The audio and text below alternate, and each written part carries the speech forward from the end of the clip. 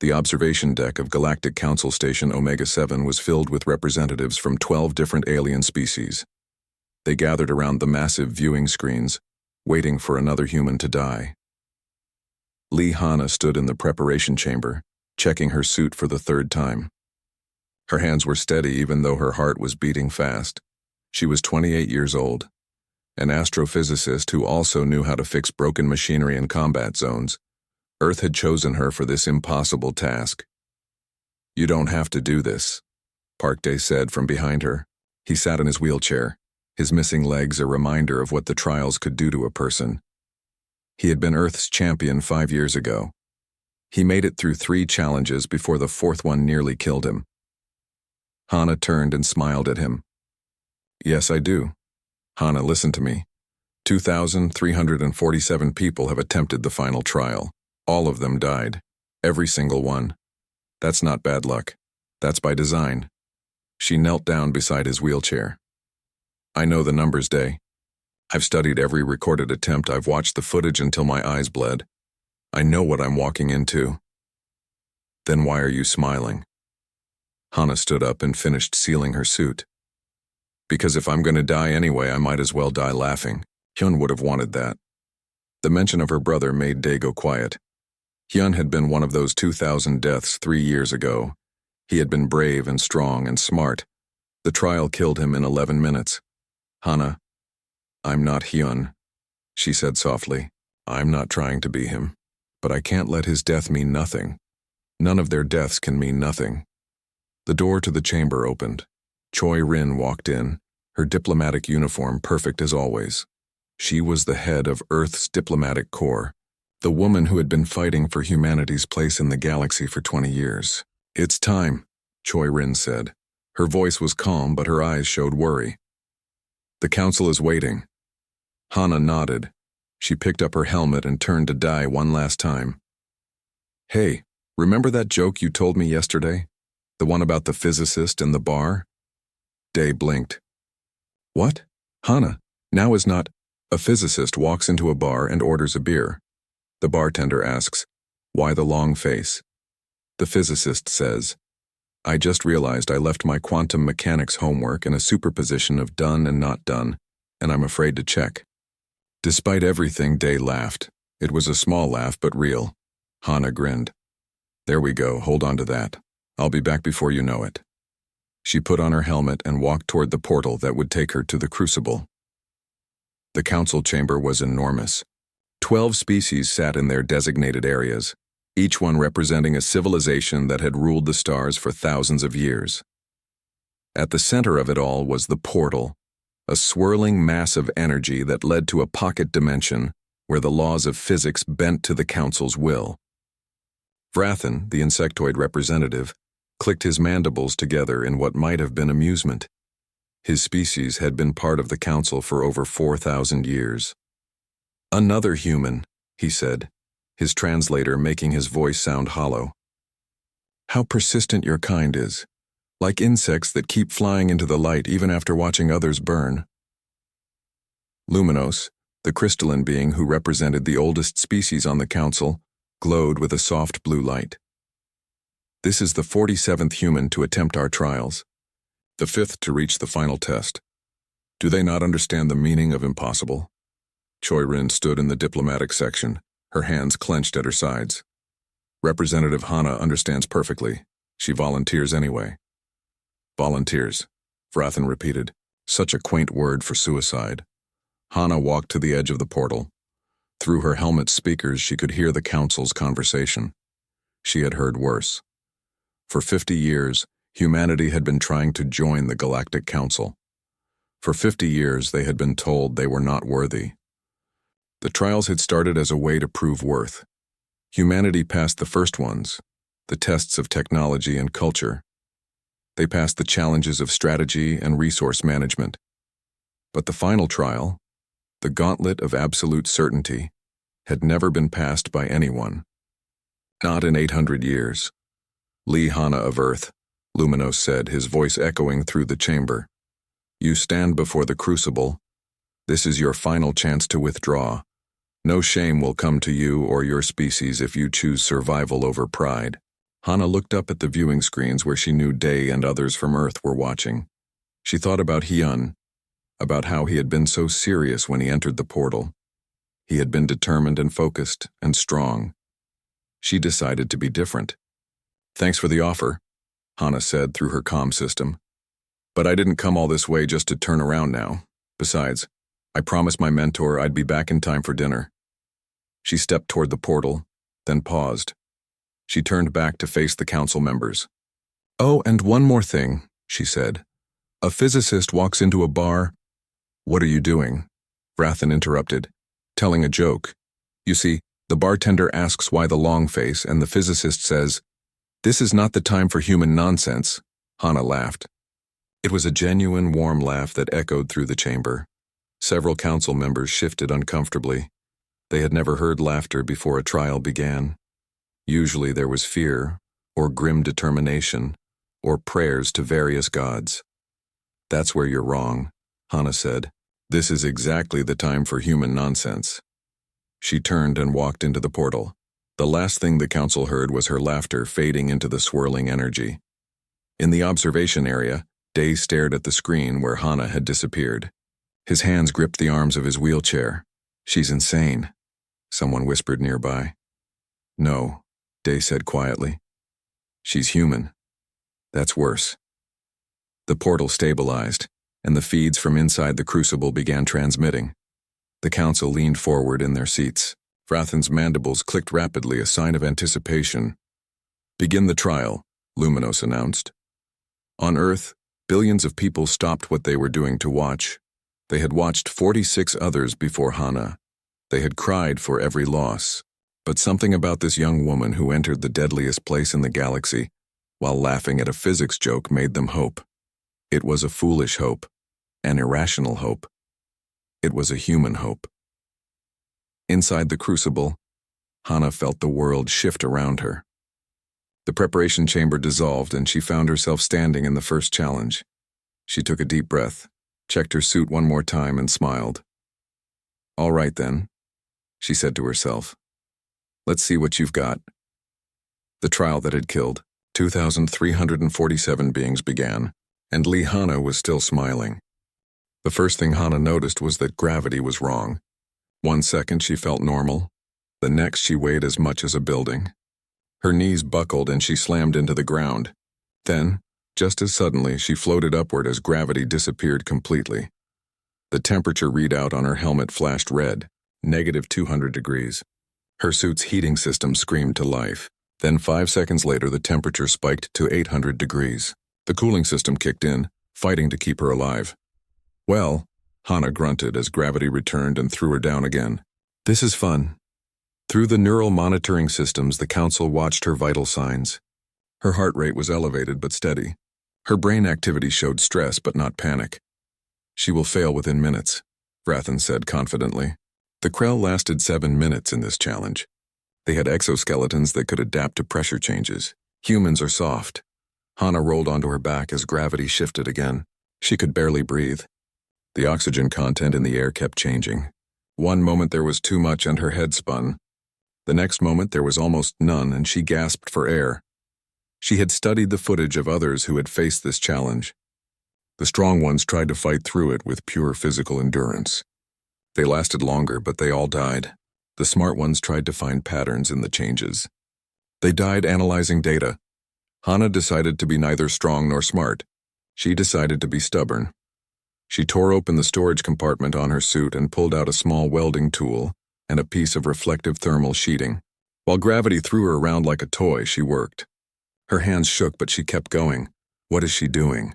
Luminos asked. On the observation screens, they watched as Hana created a small tent around her head using the sheeting. It was crude and would barely help, but it created a tiny pocket of slightly more stable temperature. Then she used the welding tool to heat rocks near her, creating warm spots she could move toward when the cold came. She was not adapting to the environment. She was making the environment adapt to her piece by piece. 20 minutes passed, then 30.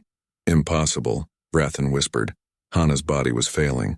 Her suit's medical readouts showed torn muscles and cracked ribs. But she kept moving, kept adjusting her little survival system, kept breathing even when there was almost no air. At 45 minutes, something changed. A doorway appeared in the wall. Hana crawled toward it, dragging herself forward even as gravity tried to crush her. She reached the door and fell through it. The second challenge was different. Hana found herself in a corridor. It stretched ahead of her, perfectly straight. She started walking. The corridor changed. Suddenly there were 2 paths, then 4, then hundreds. She was in a maze. The mental labyrinth, Choi-Rin breathed as she watched from the observation deck. Hyun made it this far. The maze was not just physical.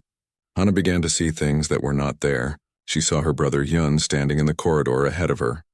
"You came after me," the vision of Hyun said. "You're going to die here too." Hana stopped walking. She looked at her brother's face, so real she could almost touch him. "Yeah," she said. "Probably." She walked past the vision and kept going. The maze fought back. It showed her memories. Her childhood, growing up poor in the lower districts of Neo-Seoul. Her mother working 3 jobs. Her father who left. Every fear and pain she had ever felt came alive in the corridors around her. Previous challengers had tried to navigate logically.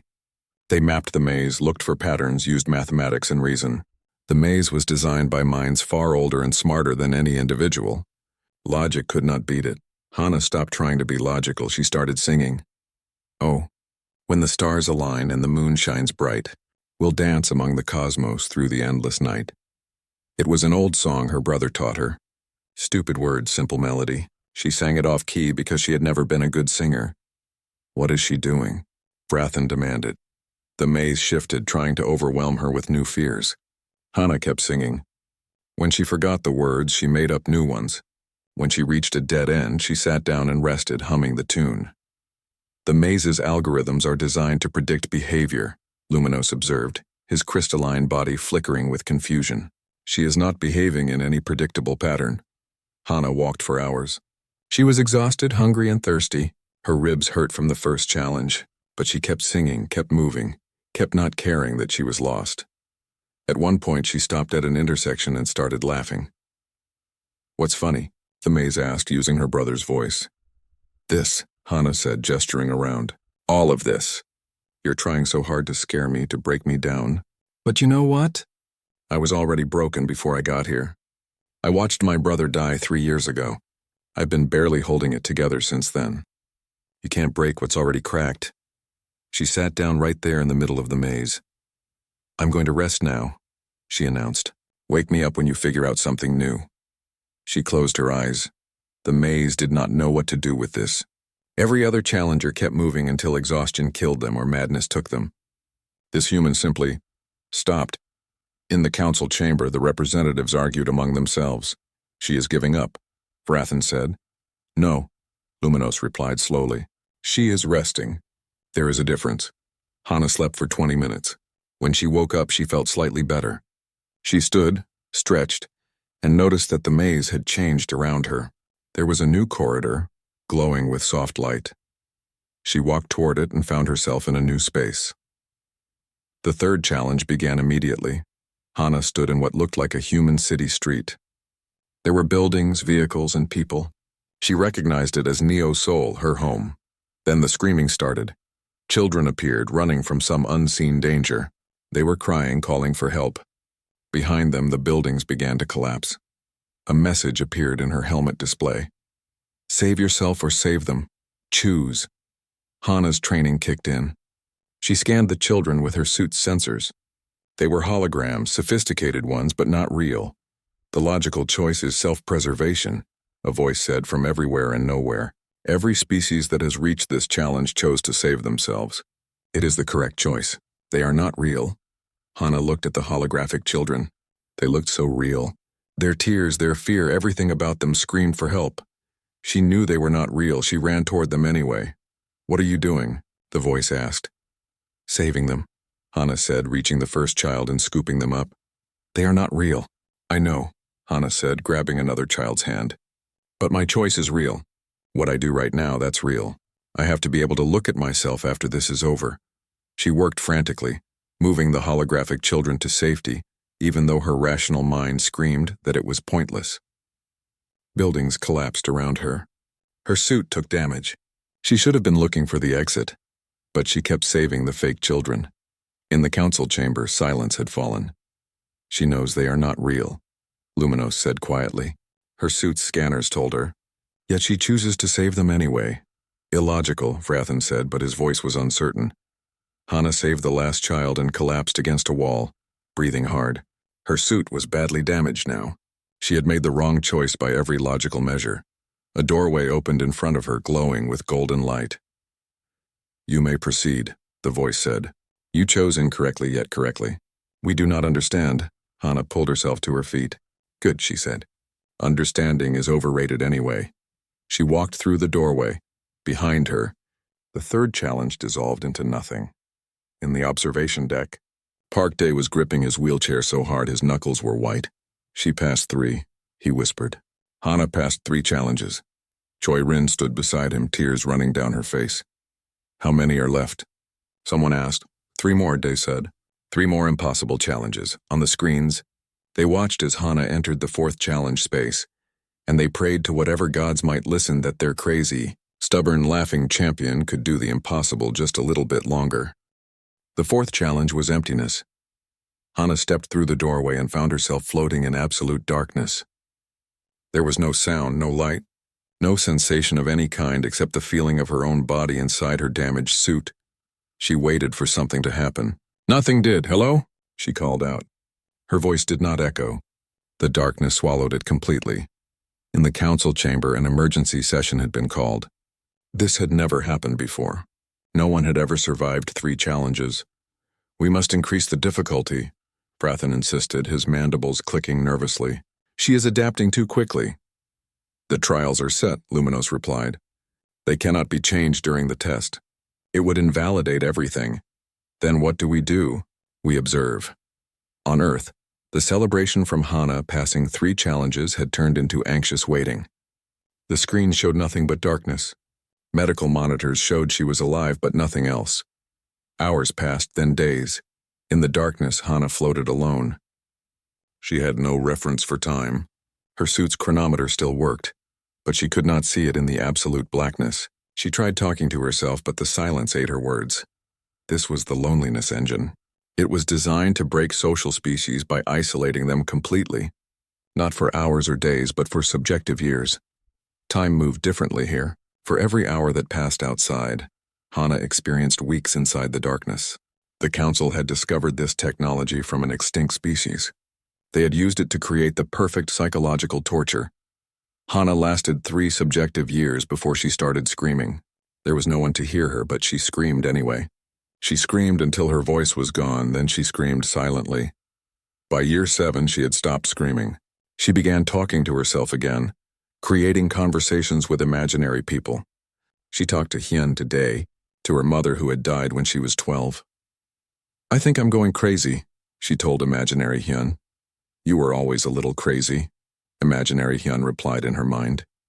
By year 15, she had created entire imaginary friends. She gave them names and personalities. She had debates with them about physics and philosophy. When she got into arguments with her imaginary friends, she laughed at how ridiculous it was. By year 23, she started writing on the invisible walls around her. She used her own blood when she bit her lip too hard. She could not see what she wrote in the darkness, but she wrote anyway. Equations, poems, song lyrics, anything to prove she still existed. By year 35, she had memorized every moment of her life and replayed them like movies in her head. The good memories and the bad ones. The time Hyun taught her to ride a bicycle. The day their father left. Her first kiss. Her brother's funeral. By year 40, she began doing stand-up comedy. So a human walks into the loneliness engine, she said to the darkness. The darkness says, you're going to go insane. The human says, too late, I'm already here. She laughed at her own joke. It was not a good joke, but it was hers. By year 47, Hana had been alone longer than she had been alive. She had aged subjectively into an old woman. Though her body remained young, her mind carried the weight of decades spent in absolute isolation. She should have been catatonic. Every other species that entered the loneliness engine either went mad or shut down completely within the first subjective decade. But Hana kept talking. Kept joking, kept writing invisible words on invisible walls. Day 17,000 and something, she said to the darkness. I've realized something important. You can't break me because I'm already broken. You can't isolate me because I've been alone my whole life anyway. Poor doesn't mean lonely, but it's close enough. You picked the wrong human. Outside, 6 hours had passed. Suddenly, light returned. Hana stumbled as gravity reasserted itself. She fell to her knees, blinking rapidly. The light was painful after so long in darkness. Congratulations, the voice from the third challenge said. You have survived the loneliness engine. How do you feel? Hana stood up slowly. Her body was young and undamaged by time, but her eyes looked ancient. She had lived 47 years in 6 hours. I feel, she said carefully, like I'd just thought of a really good joke. She started laughing. It was genuine laughter, the kind that came from deep in the chest. She laughed until tears ran down her face, laughed until she could barely breathe. The council members watching did not know that she was not laughing at a joke. She was laughing because she had survived. Because after 47 years alone, she could still feel anything at all.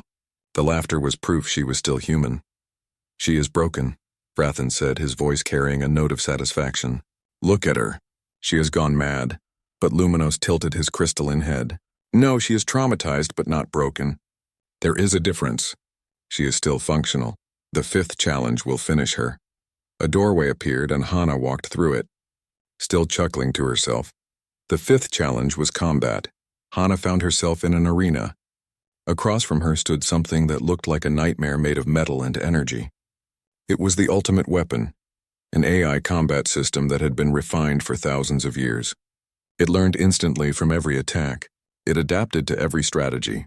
It had killed over 800 champions. The longest anyone had lasted against it was 3 minutes. The weapon moved. Hana barely dodged the first attack. It was so fast she could not track it. Energy blasts tore through where she had been standing. She rolled, tried to return fire with her suit's defensive weapons, and watched as the weapon adapted instantly. Her next shot was deflected easily. She tried a different angle. Deflected. She tried moving unpredictably. The weapon predicted her movements. 3 minutes passed and she was still alive, but barely. Her suit was in tatters. She had burns across her back and arms. This is it, Park Day whispered, watching from Earth. No one lasts longer than 3 minutes. 4 minutes passed. Hana was moving on pure instinct now, dodging and weaving. She had no strategy left. She was just trying to survive 1 more second. 5 minutes. She fell, rolled, came up firing. Nothing worked. The weapon was perfect, unbeatable. 10 minutes, Hana stopped trying to win. She just focused on not dying. Every time she fell, she got back up. Every time the weapon knocked her down, she stood again. 30 minutes. Her suit was destroyed. She was bleeding. Her left arm hung uselessly. But she kept moving. 1 hour. Why won't she stay down? Vrathan demanded. 2 hours, Hana could barely stand. She had tried everything. Every tactic she knew failed. But she refused to quit. 5 hours. She was delirious with pain and exhaustion. She threw her weapon away because it was useless anyway. She tried attacking with her bare hands. That failed too. 10 hours. The weapon kept coming. Perfect. Unstoppable. Hana kept dodging. Imperfect, exhausted, refusing to die. 14 hours. Something changed. The weapon paused. Its algorithms were designed to defeat opponents efficiently. But Hana was not trying to win. She was just trying to survive. She kept doing random, illogical things. She zigzagged when she should run straight. She stood still when she should dodge. She laughed when she should cry. The AI could not process it. Its programming said opponents either fought to win or gave up. Hana was doing neither. She was fighting to fight, existing to exist. System malfunction, a mechanical voice announced. The weapon froze. Hana fell to her knees, gasping for air. She had not defeated the weapon. She had outlasted its programming. It was not designed for someone too stubborn to die. Challenge complete, the voice said, confused. No previous subject has survived this long. Proceed to the final challenge. Hana tried to stand and could not. Her body had nothing left. She crawled toward the next doorway on her hands and knees. She cannot possibly continue, Luminos said. Her body is destroyed, but Hana kept crawling, inch by inch. When her arms gave out, she used her chin to pull herself forward. In the observation area, Choirin was openly crying. Stop the trial. She's done enough. Let her live, but the trial could not be stopped once started. Those were the rules. Hana reached the doorway. She pulled herself through and collapsed on the other side. The final challenge space was different. It was clean and white and peaceful. Hana lay on the ground, unable to move. A projection appeared above her. It showed the council members in their chamber. "Lee Hana of Earth," Luminos said. "You have done the impossible. 5 challenges completed. No being has ever come this far." Hana tried to laugh but only coughed blood. "We offer you mercy," Luminos continued. "Return home with honor. Your species will gain trade rights and respect, or continue and face the truth about these trials. The choice is yours." Hana closed her eyes. She thought about Hyun, about Dae, about everyone who had died trying. "Truth," she whispered. "Show me." The council members looked at each other. The white room shifted around Hana. Slowly, carefully, her body began to heal. It was not complete healing, but enough that she could sit up without screaming in pain. The council wanted her conscious for what came next. "We will show you the truth," Luminos said through the projection. "Then you will understand." Images appeared in the air around her. Historical records from 800 years ago. Hana watched as species after species attempted the trials. She saw them die in the challenges she had just survived. Hundreds of them, thousands. The trials were created after the Great Rebellion, Luminos explained. His crystalline voice was calm, almost kind. 15 species rose up against council authority. They believed themselves ready to join us as equals. The war lasted 300 years. Billions died. Brathan's projection clicked its mandibles. When the war ended, we created these trials. We told the galaxy they were tests of worthiness, a way to prove a species deserved a seat at the council table. But that was a lie, Hana said quietly. Yes, Luminos admitted. The trials were never meant to be passed.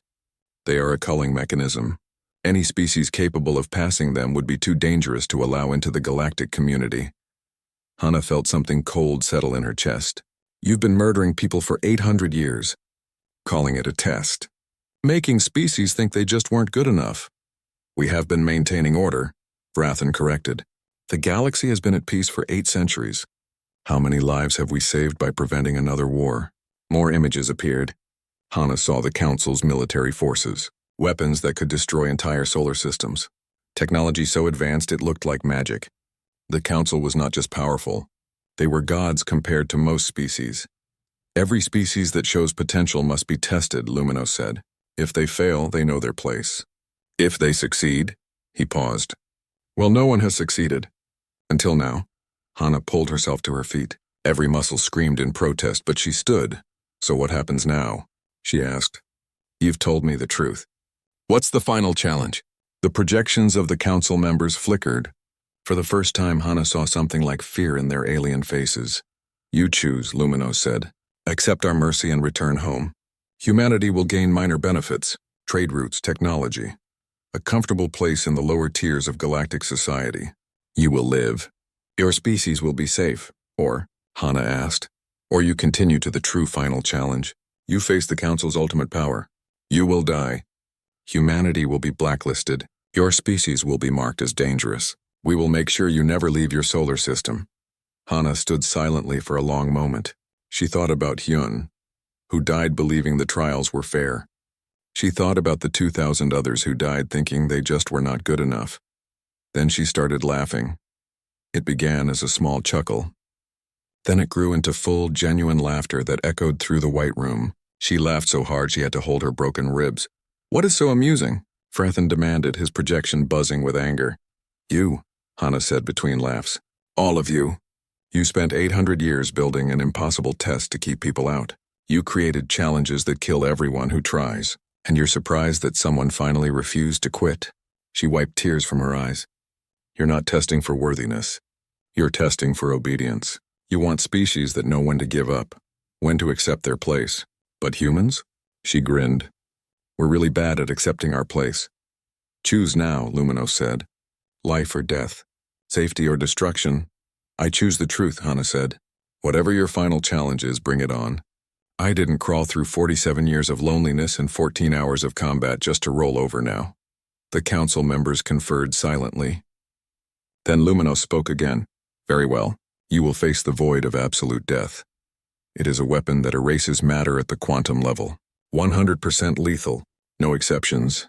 No defense. We will prove to you that some things cannot be overcome by stubborn will alone. Cool, Hana said. Let's see it. The white room dissolved. Hana found herself floating in space, but it was wrong. The stars around her were artificial, part of the pocket dimension. In front of her, something began to form. It was a weapon, but calling it that felt insufficient. It was pure destruction given shape. It looked like a hole in reality, like the universe was being erased one piece at a time. This weapon has never failed. Vrathan's voice echoed around her. It has destroyed planets. It has erased stars from existence. You cannot dodge it. You cannot defend against it. You will simply cease to be. On Earth, billions of people watched in horror as the weapon powered up. Park Day was screaming at the screen, begging Hana to surrender. Choi Rin had collapsed in her chair, knowing this was the end.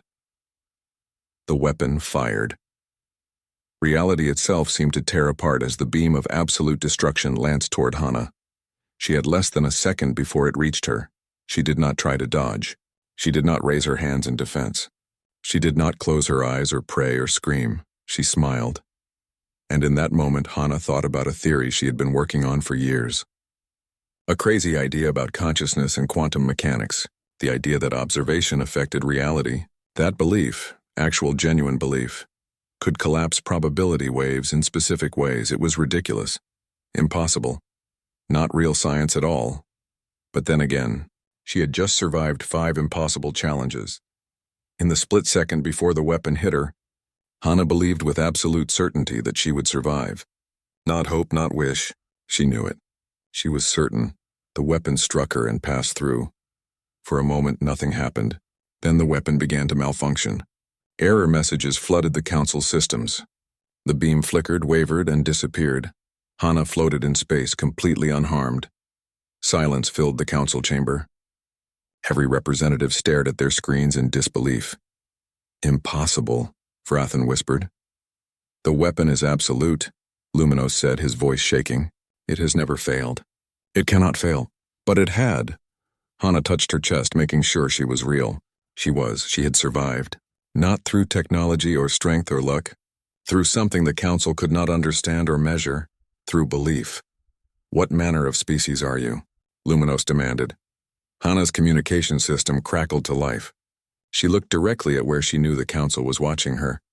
We're human, she said simply. We're too stupid to know when we're beaten. We're too stubborn to accept impossible. And apparently we're too weird to die when physics says we should. She paused, then added with a smile. You should have stuck with the trade deal.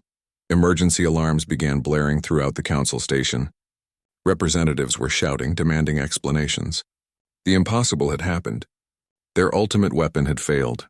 More importantly, footage of Hana's survival was already broadcasting across the galaxy. Hundreds of species who had lost champions to the trials were watching. Seeing the weapon fail, seeing a human survive. The council's reputation of invincibility was shattering in real time. Transport her to the council chamber, Luminos ordered. Now. Reality shifted around Hana. The pocket dimension dissolved, and she found herself standing in the actual council chamber. 12 species surrounded her in their elevated seats. They looked down at her like gods staring at an insect that refused to be crushed. But for the first time in thousands of years, those gods looked afraid. Hana stood there, broken and bleeding, her suit in tatters having survived the impossible.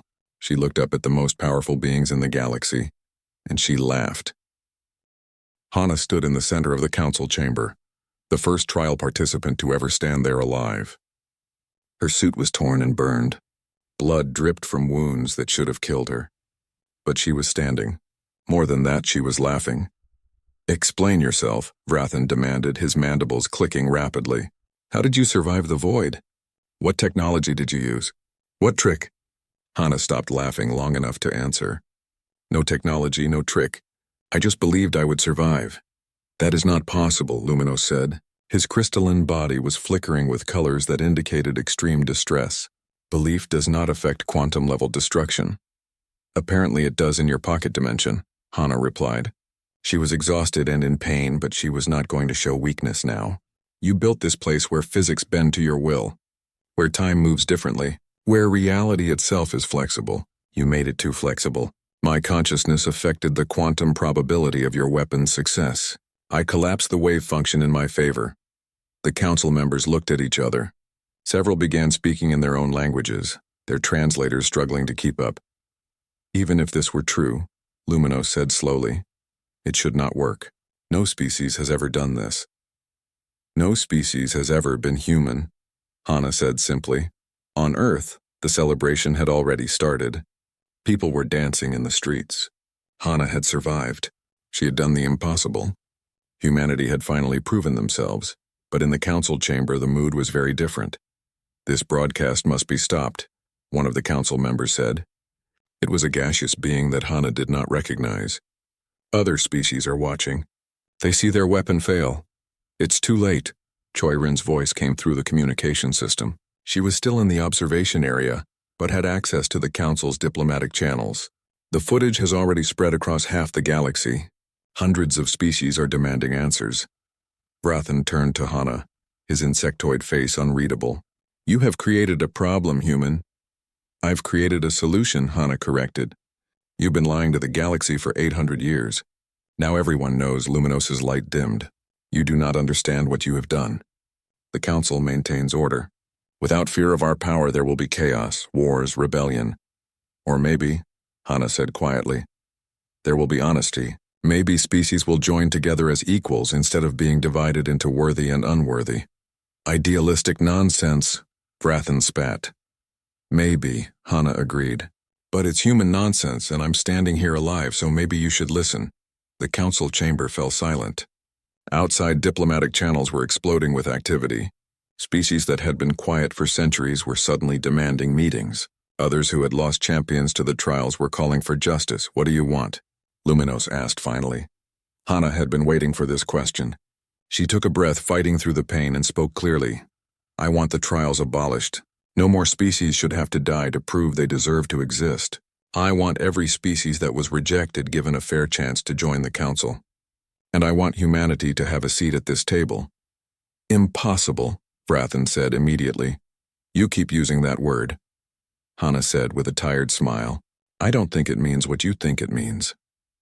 If we agree to this, we lose everything, another council member said. Our authority, our control. You've already lost it, Choi Rin's voice came through again. Look at your communication channels. Half the galaxy is watching and waiting to see what you do next. If you refuse Hana's terms, there will be rebellion. Real rebellion. Bigger than anything 800 years ago. Luminos turned his crystalline head toward the other council members. They communicated silently in ways humans could not perceive. Finally, he spoke. We agreed to your terms with modifications. The death trials will be abolished. Species will be evaluated through peaceful means. Humanity will be granted a provisional council seat for a period of 10 standard years. At the end of that period, we will evaluate whether the seat becomes permanent. And the species you rejected before? Hana pressed. They will be given new opportunities for evaluation, Luminos said reluctantly. Not good enough, Hana said. They get full council hearings. Real chances. No more secret tests designed to make them fail. Vrathan's mandibles clicked angrily. You push too far, human, do I? Hana looked around at all 12 council members. Because from where I'm standing, you don't have much choice. Agree to fair treatment for everyone, or watch your precious order collapse. The silence stretched on. Then one by one the council members signaled their agreement. It is done, Luminos said. His voice carried something Hana had not heard before. It might have been respect, or it might have been fear. But understand this, Hana of Earth. You have won something far more dangerous than a seat at our table. You have won our attention. I can live with that, Hana said, can you? Vrathan asked. We will be watching your species closely. Every move. Every decision. We have agreed to your terms, but we do not trust you. We fear what humanity might become. Hana met his alien gaze. Good, fear is honest. It's more honest than your fake tests ever were. The transport system activated. Hana felt reality shift around her again. When her vision cleared, she was standing in a medical bay. Earth doctors rushed forward to treat her injuries. Park Day was there, his wheelchair racing toward her. He grabbed her hand and squeezed it, unable to speak through his tears. Choi Rin stood nearby. Her diplomatic mask finally cracked. She was smiling and crying at the same time. You did it. Day finally managed to say. You crazy, stubborn, impossible woman. You actually did it. Hana squeezed his hand back. I had a good teacher, and a good reason. She paused, then added quietly. This was for Hyun. For all of them. The medical team moved her to a treatment bed. As they worked on her injuries, the full weight of what had happened began to settle in. She had survived. Humanity had won. But more than that, the entire galaxy was going to change. News feeds from across the station showed celebrations. Not just humans, but members of other species who had been deemed unworthy by the Council. They saw hope now. A chance for something different. 6 months passed. Hana stood in front of a mirror, wearing the formal uniform of an Earth Council representative. Her wounds had healed, leaving only scars. The deeper wounds, the ones from 47 years alone in the darkness, would take longer to heal. Maybe forever, but she was here, about to walk into her first official council session. Park Day wheeled up beside her. Ready? No, Hana admitted. But I'm going anyway. That's very human of you, Day said with a smile. They made their way to the council chamber. The doors opened and Hana walked in. The chamber looked different from when she had stood there bleeding and broken. Now there were new seats being installed, spaces for the species that had been rejected before. The galaxy was changing, slowly but really. Hana walked to the seat marked for Earth. As she sat down, the entire chamber fell silent. All eyes turned to her. The species that had once mocked humanity now watched her with wariness. Vrathan was the first to speak. The Council recognizes Representative Lee Hana of Earth. Hana nodded in acknowledgement. She looked around at the most powerful beings in the galaxy. Just months ago, they had tried to kill her. They had created an impossible test designed to prove humanity was not worthy. She had proven them wrong. Now she sat among them as an equal. She thought about Hyun, about how proud he would be. She thought about all the others who had died believing they had failed. Then she leaned forward, looked directly at Vrathan and Luminos, and smiled. Thank you for recognizing Earth's representative, she said. Her voice was calm and professional. Now let's talk about what else you've been lying about. The council members shifted uncomfortably in their seats. What do you mean? Luminos asked carefully. I mean, Hana said, that the trials were not your only secret. During my time in the Loneliness Engine, I had a lot of time to think. About patterns. About the way you maintain control. I have some questions about your military spending. About certain restricted technologies. About what really happened in the Great Rebellion. Vrathan's mandibles clicked nervously. Those are matters of council security. And I'm on the council now, Hana replied. So either we start having honest conversations, or I start asking these questions publicly.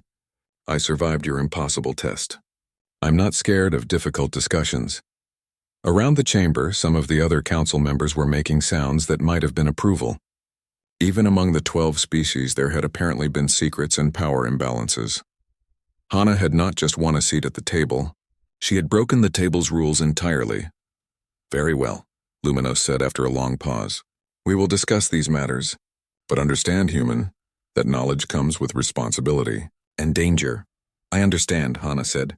I walked into a trial with a 100% death rate. I think I can handle a little danger. She sat back in her seat looking around the chamber. This was just the beginning. There would be fights ahead, struggles, setbacks. The council would not give up power easily. Other species would have their own agendas, but humanity was here now. They had proven they belonged, and Lee Hana, the woman who walked out of the impossible trial laughing, was going to make sure the galaxy never forgot it. Outside the council chamber, Park Day watched through the observation windows.